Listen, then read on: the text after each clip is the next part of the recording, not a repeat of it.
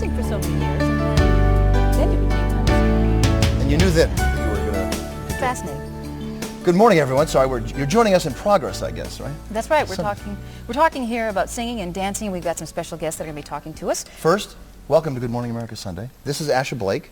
Hi. Welcome back. I'm Bill Ritter. Thanks. Nice to be back, as a matter of fact. Exciting show today. I'm really excited. We're going to have soprano Sarah Brightman. She's here with us this morning. That's who we're talking to. Yeah, heard her music. She sold millions and millions of CDs, albums, and singles. You can see her right there from Phantom of the Opera. This scene that we're seeing is from a music video, actually, from Phantom of the Opera. And she's here today, right now. We were just talking to her, actually, when you joined us. How old were you when you realized you had something in your voice there?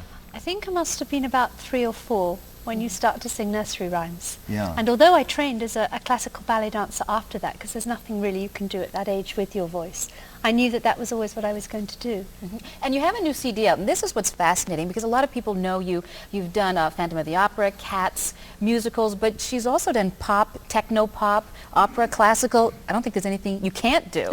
Today you're singing from your album, Time to Say Goodbye. That's right. CD, well, it's the album CD. And you're actually going to sing in... Italian. Italian. Yes. Could you just tell us what the first line or so is of the song? Well, it basically says, when I am alone, the words are missing. It's about a love between people and about into the horizon they're going together and leaving the past behind, but it's a very positive song. It's quite arty, actually, the songs. They do make sense, but you... And the first line in Italian? Quando sono solo sogno l'orizzonte e mancan le parole. Oh. And you can translate, right, Bill? Yes, it says, when we come back, Sarah Brightman will join us. Is that what it says? Your Italian is wonderful, just like your German and your French. It's Lovely. very similar. We will get to Sarah a little later in the show. Also, we're going to introduce you a new feature. We're calling it, What's Up With That? That's right, Mariah Shadea. Good. Okay, is here to talk to us about some new faces, some different perspectives this morning. Good morning. Nice to see you. Good morning, Asha. How are you? What's up with that? What's up with that is sort of our take on the news of the week, because often you'll be seeing a very serious story, say Puerto Rican independence or statehood, and you'll say, what's up with that? And we're just going to talk about serious things in a little bit more conversational way. All that coming up a little later in the show. Nice to have you back, Fry. Thank you. Also, a little later, George Chickarone is going to show us some fast cars and fast drivers. I think we have some video of it. Look at that. He actually got into, I think, one of the cars, or one of the pace cars, that's what they call it, and survived it. Is going to talk about it. They didn't have to scrape him up off the pavement or anything like that. Thank heaven. And he's here. He survived it. I wonder why these guys do that. Hopefully George will give us some insight into this. Yeah, well, somebody made $50 million. That's why. Hall. That's that why. could be one reason why they do it. So we're I would do about that for later $50 on. million. I would have you do that for $50 million. Thank you for volunteering that for me. So we have a lot of partner. show for you coming up, but first we'll get to the morning's news. And we begin with federal authorities. They say they have 3 white supremacists in custody, and that the supremacists plan to finance a terrorist spree by robbing banks. Instead, 3 alleged members of a group called the New Order will be spending at least the next few weeks behind bars. Here's ABC's Ron Claiborne. Former Klansman Dennis McGiffin and the 3 other men suspected of plotting to blow up the headquarters of 3 prominent civil rights groups will remain jailed until their trial on weapons conspiracy charges in April. They were a very serious danger to the community, and they were accordingly detained pending trial. Among the evidence seized at their homes, a hand grenade, a machine gun, a pipe bomb, and 30 pounds of explosive powder. An FBI agent testified that McGiffin's group, the New Order, targeted the Anti-Defamation League, the Southern Poverty Law Center in Alabama and its leader Morris Dees, and the Simon Wiesenthal Center in Los Angeles. This only increases our commitment and dedication to make sure that the United States of America is never caught asleep, that we never have a situation here where bigots and racists ever have an opportunity to take power in this country. Sources close to the investigation tell ABC News that in addition to the 4 current suspects, federal officials are looking for possible accomplices. Ron Claiborne, ABC News, East St. Louis, Illinois.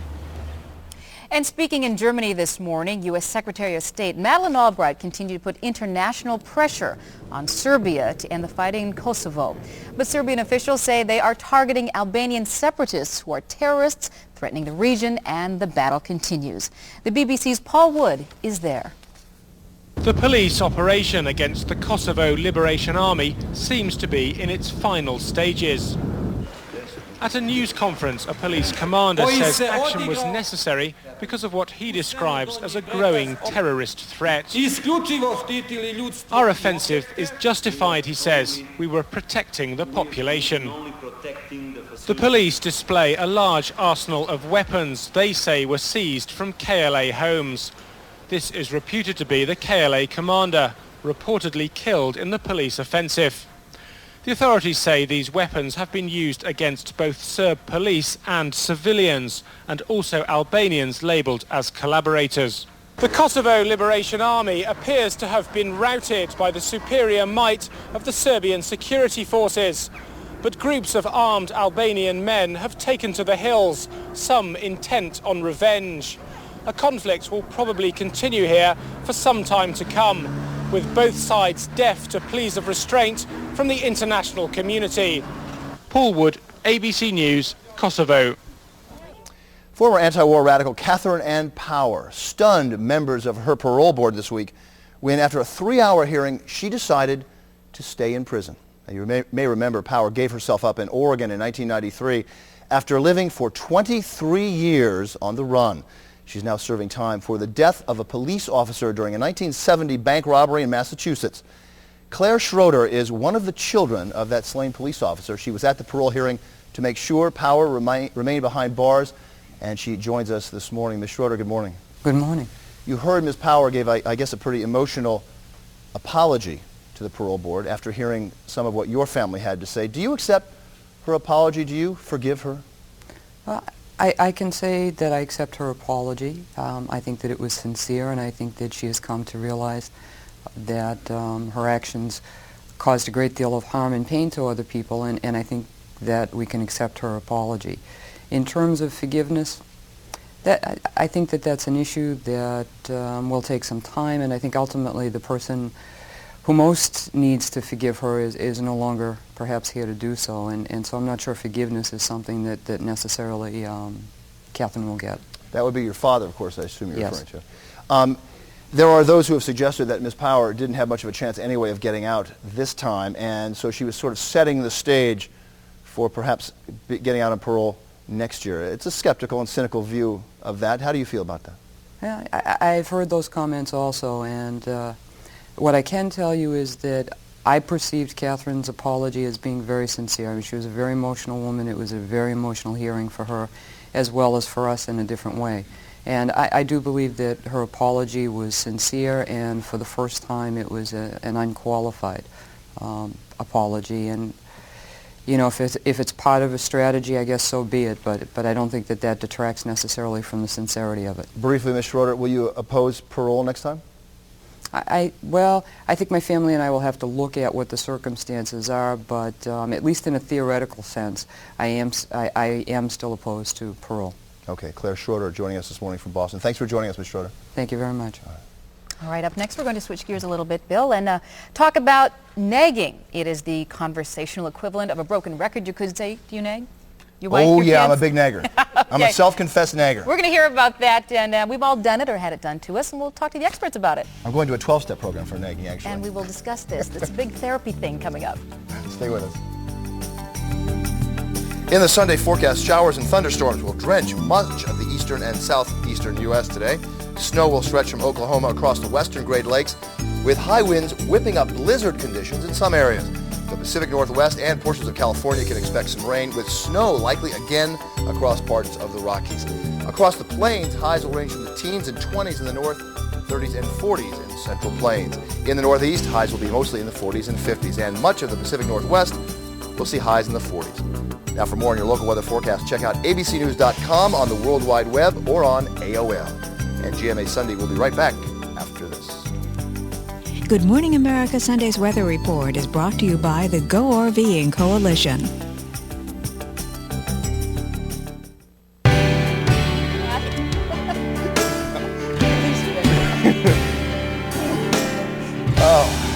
We have been talking all week. This is a hot topic among our staff. Nagging. Why do we nag? Who does it?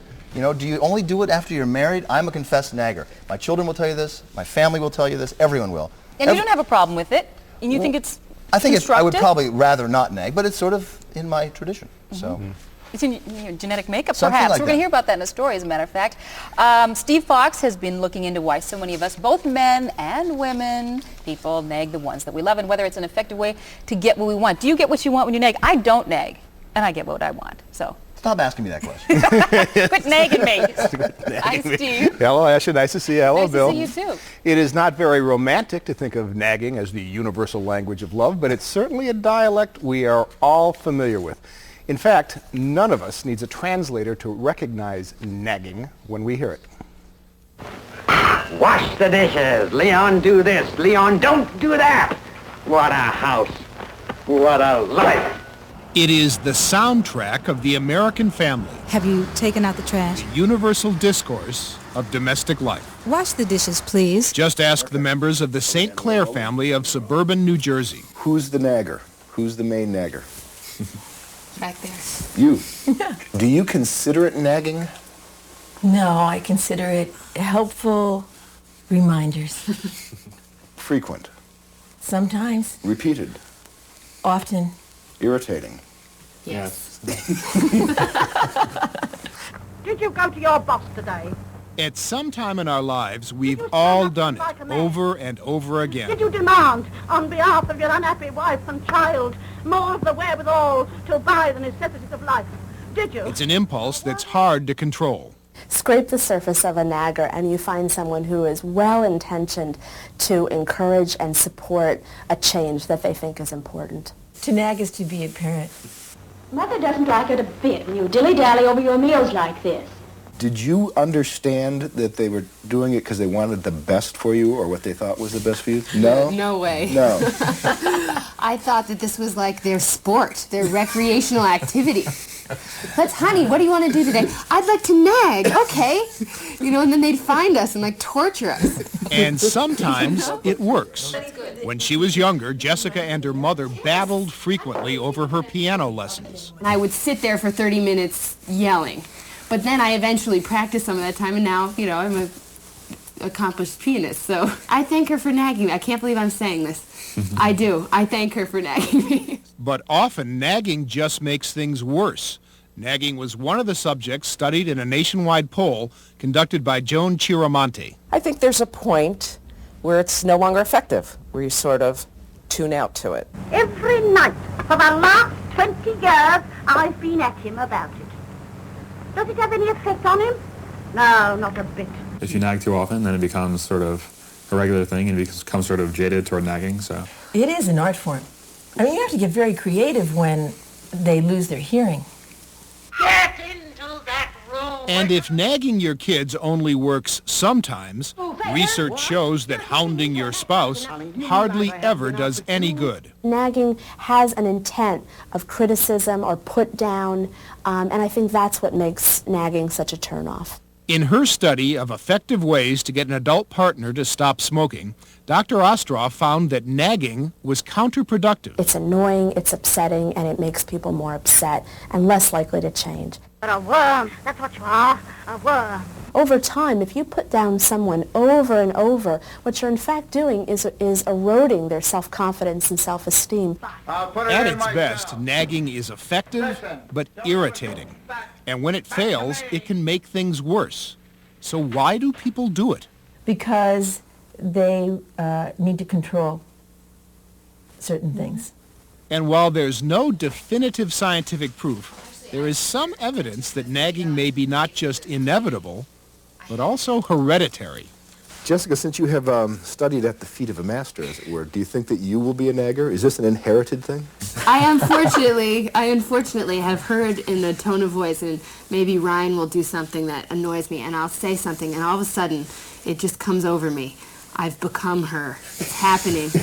It's like an eerie, you know, it's like a cloning thing. Kind of a spooky sort of feeling. I've had it myself. No offense, Mother, but... Now, do men nag not as much as women, or is that a myth? We don't know. There is no scientific study which actually asks the question, who nags the most? None of the experts we talked to could say men nag more than women or women nag more than men. However, in the smoking study, male smokers reported that they were nagged by their wives to quit much more than female smokers were nagged by their husbands. So I think it's safe to say that women nag more. No, I think Clear. it's safe to say that women care more about their loved one's health, so they want to help them and live a better life. I'm not getting What do you think about that? Do you nag? Are you a nagger? I don't have a chance to. Are you a nagger? No. I am a I took nagger. a So I'm survey. the I took a I'm the survey. only self-confessed nagger here. And that is healthy. I It feel is good healthy about that it. we That's know good. that. Thanks, Steve. Okay, Thanks for It sharing. was very funny. Love that woman in the black and white video, too. She was good. Coming up next, some serious speed demons show George Chickarone what life is actually like in the very fast lane. Scary, actually. Good Morning America Sunday is brought to you by Minute Maid Orange Juice.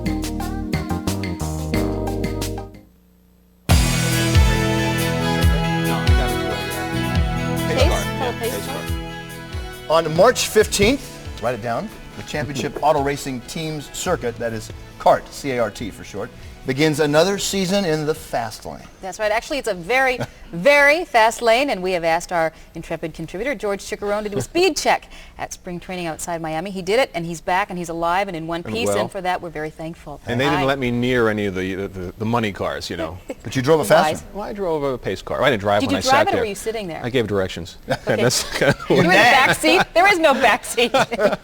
Well, as I found out, the CART circuit is no place for the velocity challenged. My introduction to the Speed Fest came by the way of two drivers, a new talent at the track, Michel Jourdain, and Bobby Rahal, one of the oldest and fastest racers around. In fact, this will be Bobby's last season of racing. Now keep in mind, catching up with these two guys was not easy.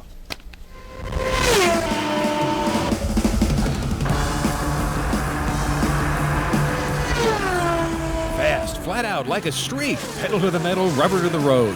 Whether it's Bobby Rahal nearing the finish line of his career or Michel Jourdain Jr. just passing the starting line of his, these guys mean speed. All these people are working for one thing, and that's to win on the racetrack. Hey, I'm all for winning, but 200, 260 miles an hour? Come on. It scared me to death. First time I got in a racing car. And that's Bobby Rahal, racing legend. As Rahal goes on to win. Way out front for 16 years. He's jamming down the pedal like he's never coming back. Well, he is coming back, but just for one last season. One more year and really go after it hard, and then it's time to hang it up. Bobby's name already ranks high in the record books, and he hopes to retire on top. It's exhilarating, it's fun, it's exciting. Even when you come out here, even at 45 years old, when you do a very good lap, you feel like a 20-year-old. This is what it looks like from Bobby's seat, and he says there's no way to describe the feeling. How are you going to understand since it is all sensation? He's a demon on wheels. Demon Schmeeman. I wanted to feel what it's like, but for some reason, no one would give me the keys to $1 million car. So I settled for being a pace car passenger. I'm speed racer and I drive real fast. Now we can get this pace car up to about 150 miles an hour, and let me tell you, I'm very quickly learning the meaning of the word fear. But the real race car drivers, now these guys are nuts. They go about 260 miles an hour. And very much unlike me, for some reason, they actually enjoy it. How did I do? I hope to do all right. You were great. You weren't white knuckling too badly. Well, take that as a compliment. But when you take to these tracks, a wasted second can mean coming in second. The Precision Pit Crews put Jiffy Lube to shame. Out here, milliseconds mean money. If you're lucky, if you're in the right place at the right time, and you've got a great team, and you do your job, you can get to the top. Looks good.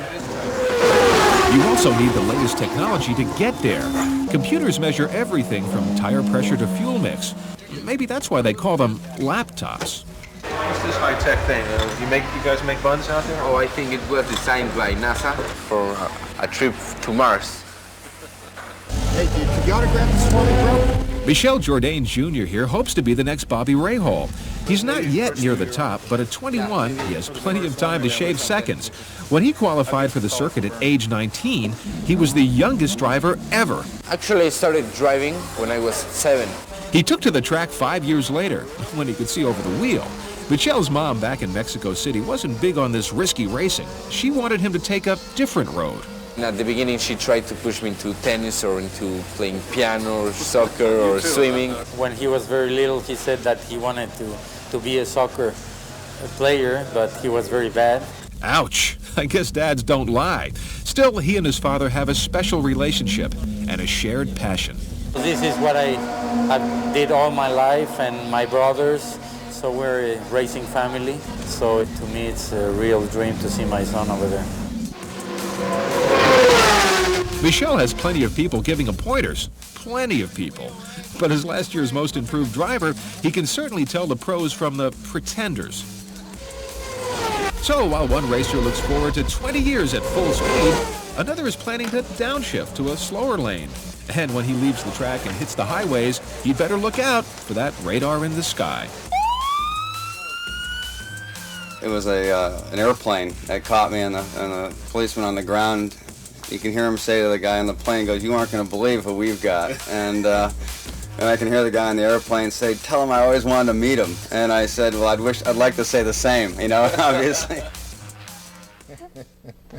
And yes, they did give him the ticket. You believe it? Yeah, I do believe it, as a matter of fact. Those Ohio cops are tough.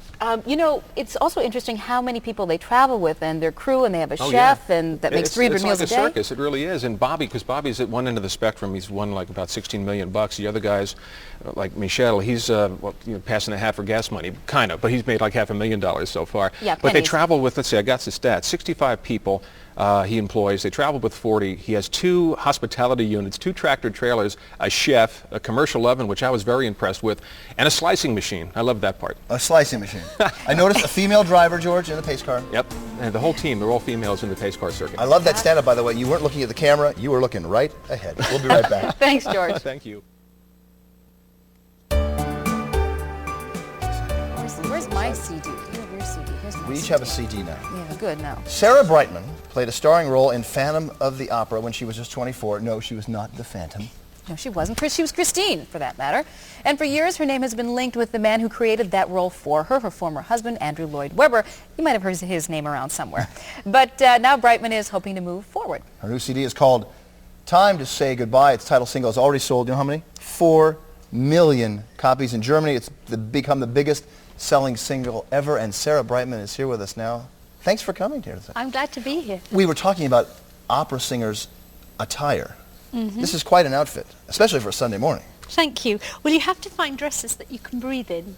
Yes. And that makes sense. Yeah. Leave I like my diaphragm to be looser there. Some people like it tighter. It depends what technique you have. And at the same time, it's finding dresses that aren't just big gowns, because everyone always thinks, oh, everybody has to wear big gowns. Mm-hmm. You don't. You can find quite contemporary clothes, but have to find them so they fit you easily for breathing. And you don't have to be large to be an opera singer. You're No, you very don't. petite. But it does make it easier. I know if I put on weight, I sing. My voice seems to have a richer sound, because I suppose the bodies are like a cello or the difference That's my between a excuse, violin too. and When I put on weight, my voice sounds a lot better reading the news. You can hit that high C note a lot better, right? That's right. I have to ask you, we had a big discussion yesterday at the staff meeting about the word diva, whether it's a pejorative word or not. Like if you say, oh, she is such a diva, it's so great, or, boy, is she a diva. Now, how do you take that? Well, there is an actual meaning for it, and I can't remember what it is at the moment, but I did know.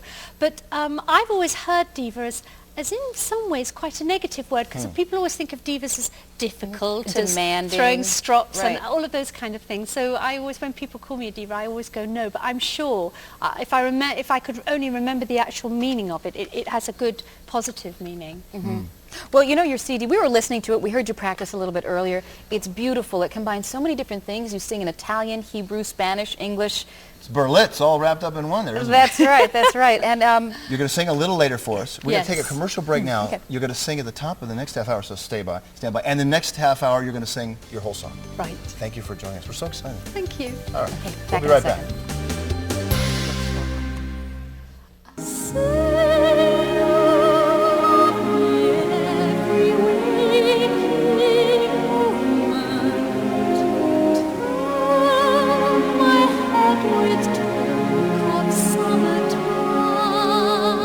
Doesn't that sound beautiful? You were just listening to the sound of soprano Sarah Brightman. She will be performing for us later on this half hour. Doesn't it sound great? She sounds wonderful. Last week we had a new cult group called the Niagaras, young pop hip group. Now we have Sarah Brightman. We have a cultural smorgasbord here. Oh yeah, you know, every she week. sings, we were talking about this earlier, in so many different languages, and she sings kind of pop, she sings classical, she sings opera. There's almost nothing she doesn't sing. She probably sings Barney songs, you know, for that matter. We'll ask her. You're going to ask her to sing that? You're going to No, This will be television history. Her new CD, Time to Say Goodbye, has actually already sold, is that 4 million copies? Yeah, 4 million copies. The largest selling single in German history. So she's hot, and she's right here for us to sing a little live a little later on. Platinum 5 times too. So we're going to hear that coming up a little bit later on. But first, we have some news to do. So let's get to it. As a matter of fact, well, there is word of more controversy coming out of Buckingham Palace this morning. The British papers say the royal family is split over proposals to reduce pomp and circumstance. Apparently, Prince Charles and Prince Andrew are for it. Their father, Prince Philip, is against it. Now, of course, the decision belongs to the Queen in the end. The BBC's Ginny Bond has all the details. Aware of persistent criticism that the royal family is too extended, the Queen is considering restricting the badge of membership, the title HRH. At the moment, it's used by 22 of the family. In the future, it may be that only the sovereign and heir will be entitled to it. It's unlikely, though, that the present members of the family, such as Princess Beatrice and Princess Eugenie, will be stripped of their titles. Bowing and curtsying to royalty has, for many years, been a matter the palace has left to personal choice. Now, though, it's formalised that position by sending a letter to all Lords Lieutenant stressing that it is optional. But it adds that the family would be grateful to those who decide to follow tradition. Further changes may be pending, but the way ahead favoured by the Queen and her advisers is for reform to be gradual. Jenny Bond, BBC News. Staying overseas now, weapons inspectors say they are getting full cooperation from Iraq as they begin their third day of inspections under the UN brokered agreement. Saddam Hussein apparently felt the crisis had eased sufficiently for him to visit the countryside. Trips out of Baghdad are rare for the Iraqi president these days, but national television there showed these pictures yesterday of a triumphant leader among his people. Now, for the Washington perspective on all this, we turn, as we do every week, to Cokie Roberts for a preview of what's up this week with Cokie and Sam Donaldson. Good morning, Cokie. Good morning. How are you, Bill? Fine, thanks. I understand you have the UN Secretary General on today. I guess you will get his take on all this. And I guess amid criticism this week that, from the right anyway, that he may have caved a little bit to Saddam Hussein. Well, that has certainly been the criticism, and the United States Senate has been the focus of that criticism.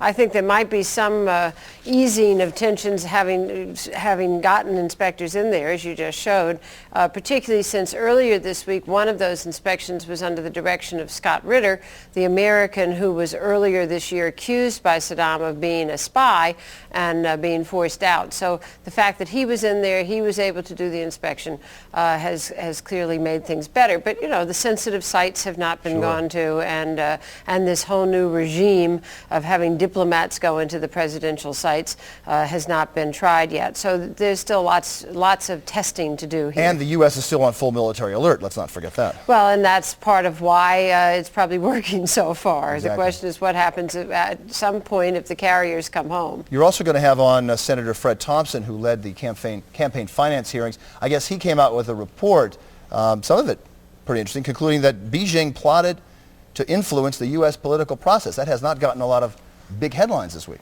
Well, he's been very careful in his wording of the report because, of course, at the beginning of his hearings, he said that he would show a systematic attempt on the part of the Chinese government to influence U.S. elections, and he never really came through on that. But the report is very interesting. What's happened this week is very interesting, which is that a couple of the key fundraisers have been brought in and decided to cooperate, particularly Johnny Chung, and he has given some indication, according to reports, that the Chinese government or that business people associated with the Chinese government did give him money, which ended up in Democratic campaign coffers. So there's a lot more to learn there. We'll also be talking to Fred Thompson about the whole presidential question and about Ken Starr's situation. As you know, yesterday Trent Lott, the majority leader, went on a television program saying that Starr should be wrapping up his investigation, showing his cards.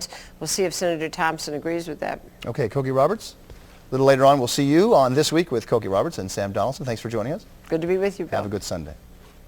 Sounds like a great show. Okay, when we come back, what's up with that? We're going to get some fresh perspectives on the stories that everyone's talking about. Everybody. Absolutely everybody. Everybody. Okay, coming back in a second. Stick around.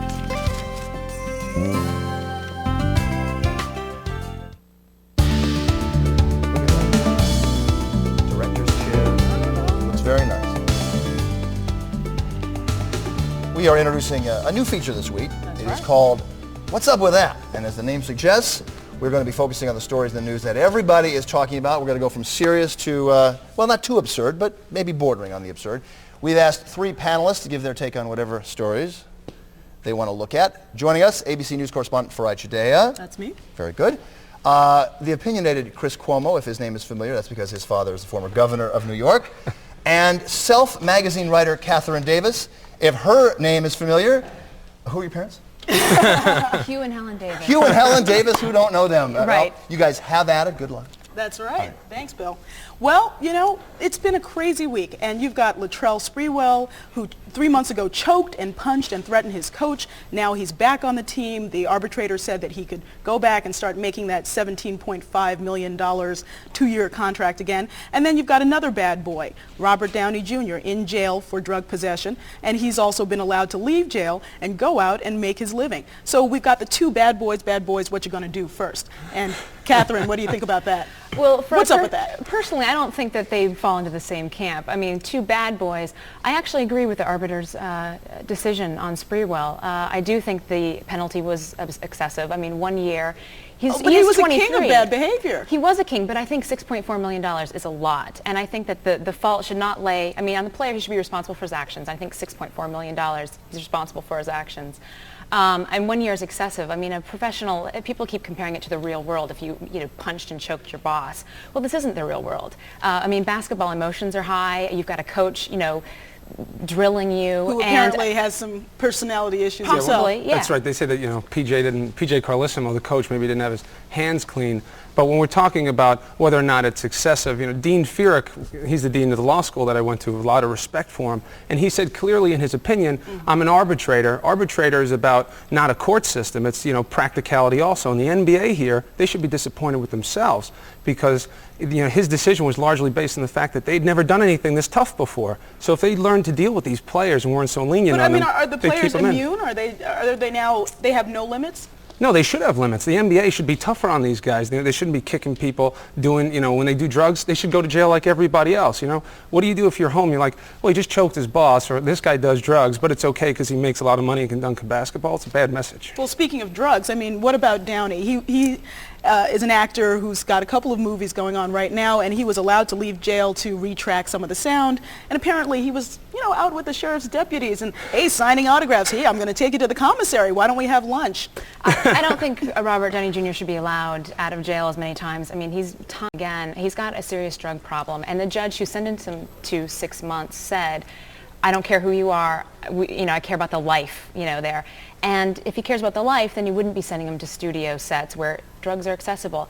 And I don't think we can blame the deputies for being a little starstruck. I mean, Rosie O'Donnell has built a career on it. I don't know if they need counseling. They want to counsel these Yeah. deputies. They want to give them counseling like, it's not good to play with the celebs, Stay away, Well, pretend you're a real cop. someone's got to teach them. But I mean, it's just, what it tells people also is like Latrell, if there is a similarity, 2-tier justice system. If you have money or fame, you can do drugs, you can hit somebody, and you get away with it. There's a leniency. I think, you got to say justice for all at some point. Let people know that you don't have to be rich to have, fair treatment. Well, I think professional athletes especially. I grew up, I mean, we really need to analyze the money these athletes are getting and sort of the cult of personality. I grew up in Colorado, and I remember watching, growing up watching the CU Buffs and watching the Denver Broncos.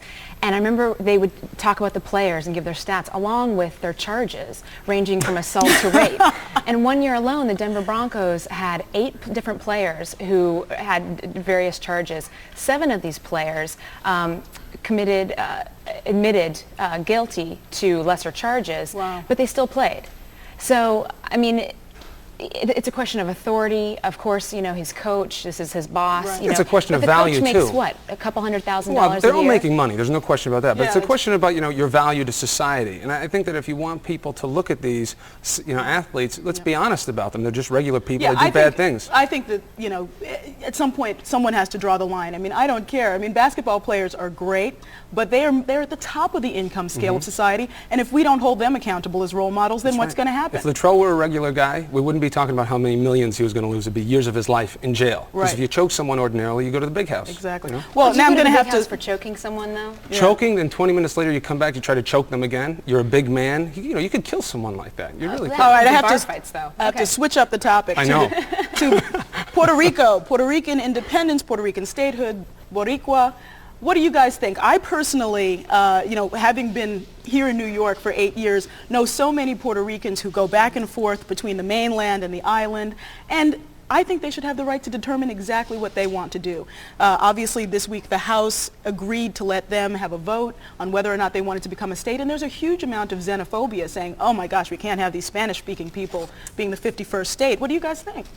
Well, I think that having Spanish-speaking people, we should be used to that. I mean, it's almost a predominant language, I know, in New York, and I'm happy for it. The more type of diversity, the better. But what we have to be worried about here, that this isn't just a political ploy. Now, I've heard that this was just, smoked up by Republicans to get out Hispanic votes, and that they think it'll never pass in the Senate. So it's a great political thing to do without worrying about ever having Puerto Ricans come in as a state. But then you have to be worried about, what are the Puerto Ricans going to feel if they feel they were part of some political ploy because they are token Hispanics? They could get upset at everybody. That could hurt all the goodwill we've built up.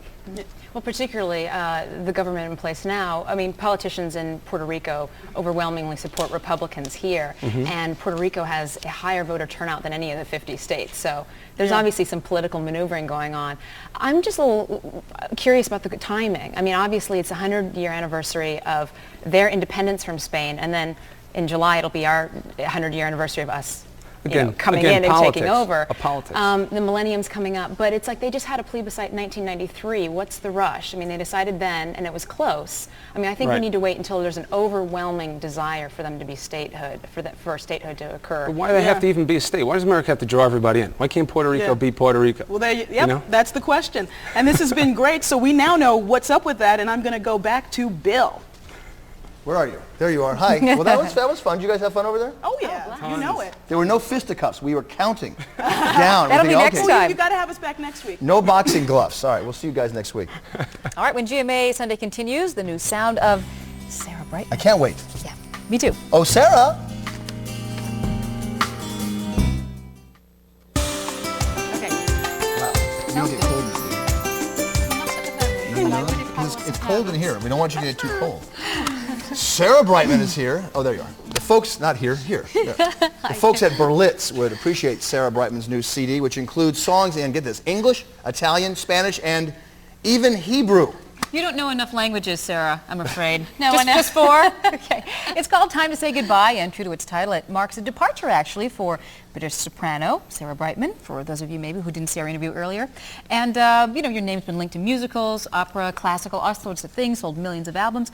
But the fascinating thing I think about this Time to Say Goodbye, I love the song. It's beautiful. You heard it in a restaurant, right? You were just sitting there, you heard the song, and you said, hey, I'd like to sing that. Is that how it worked? That's how it worked, as simply as that, yes. And it became a hit all over the world. So, a hit? How many? 4 million copies? Well, that was just in Germany. We've sold all over Scandinavia and Taiwan and everywhere. It's been amazing. It's been a really exciting time. Well, congratulations. Now, you're going to sing this, we want to tell people, in Italian. Yes. There will be no bouncing ball under No your... dancing. No, nothing like sorry. that. Bill could translate, but we thought, no, that's okay, not this morning. But it's really just a love song if you don't speak Italian. So. And it would be lovely if you sang it now. Okay. Time to Say Goodbye. Look forward to it. With Sarah Brightman. Thank you. Take it away. Thank you.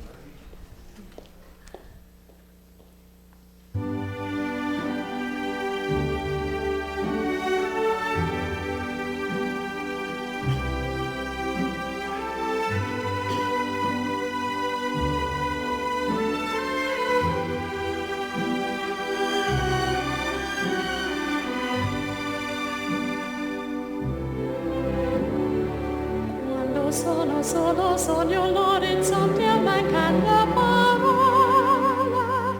Sì, lo so che non c'è luce in una stanza quando manca il sole.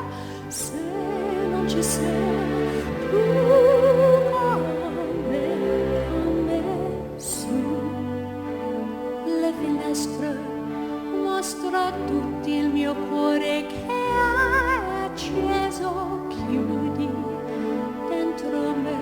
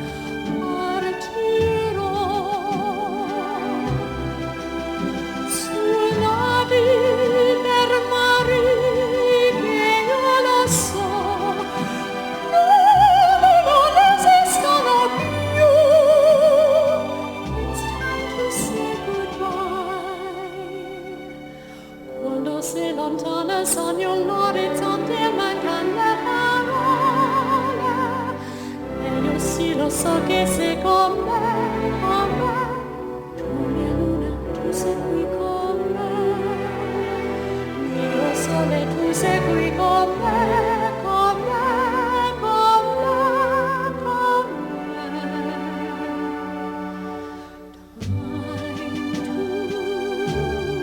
Say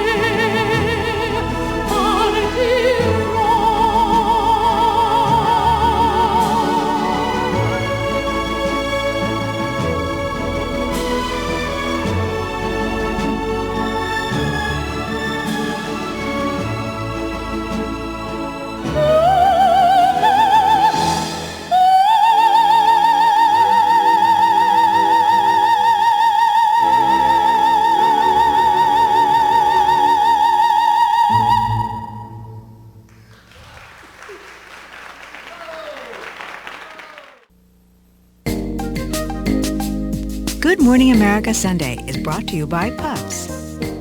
Family. It's all about Wow, family. let me hear it for Sarah Brightman. I mean, was that unbelievable? Give it up for her. Wow. That was great. Now, by the way, wait a minute, I have this. Our crack research staff pulled out the meaning of the word diva. We were asking you earlier about diva. Webster's dictionary. Diva, a goddess from Latin divas, a god. See? But it's also a prima donna and a leading woman singer, especially in grand opera. So it has that ambiguous meaning. You know, Sarah and I were talking before the show, and I was saying to her I couldn't decide if she was dressed for the evening or just crawled out of bed. If she's still in her jammies. But it's not morning wear. And it does make a difference in what you sing in, right?